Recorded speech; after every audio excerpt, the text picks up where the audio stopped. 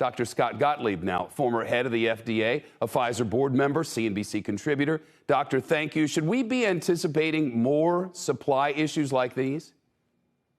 Well, look, I certainly hope not. The issue here is that for all the companies, for both the companies, Moderna and Pfizer, the supply ramps very quickly as you get week by week. So, think of it this way. Maybe the first week you might produce 5 million doses, the second week 10 million, and then the third week 15 million, and then it grows from there. So if you take that third week that would have been in 2020 and now you push it out into 2021, suddenly your supply in 2020 is cut in half. So that's really what's going on here. The supply ramps very quickly as you move out.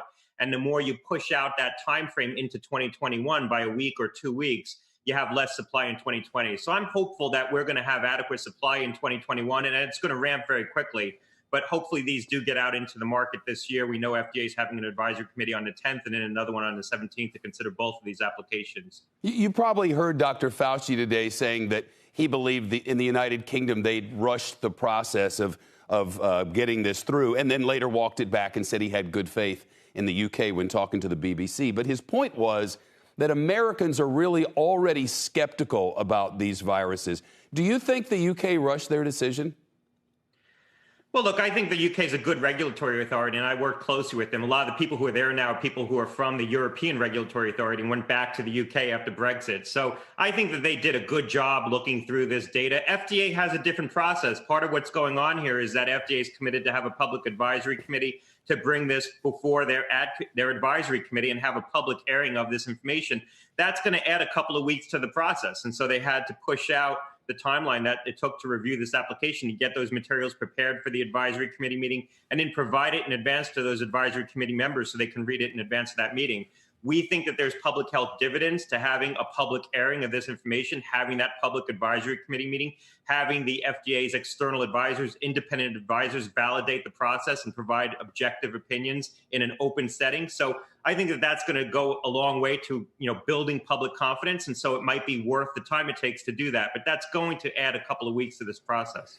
I spoke yesterday with the head of Operation Warp Speed, the part where they'll be distributing, and asked some specific questions about, like, how will I know when it's my turn, and how will they announce it, and then how will they make sure the right people are in the line? He really didn't have any granular answers, though that's kind of left up to the states.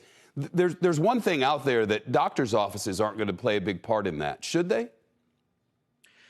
Well, they're not going to initially, because of the way these vaccines are being distributed. They're being distributed in large volumes, large lots. They need to be kept under certain conditions. So they're going to be distributed to special sites that have training and have the equipment on hand to handle the vaccine, special vaccine distribution sites. I think there's going to be a lot of sites available to go and get vaccinated.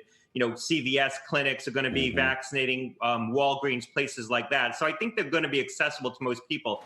Probably what's going to happen here is you're going to see a situation where the vaccines are rationed at first, and maybe for a period of time as they work through the different tranches of people who are going to be eligible to get vaccinated. And then as supply really starts to ramp up in 2021, there's going to be a point in time when it just becomes more generally available. It's almost like there's going to be an inflection point where I think there's going to be sufficient supply in the market that we're going to see this rationing system start to erode, and it's going to be more widely available to larger groups of people. My guess is that's been in sort of the March timeframe. Right. One last thing we'd kind of been kicking around here.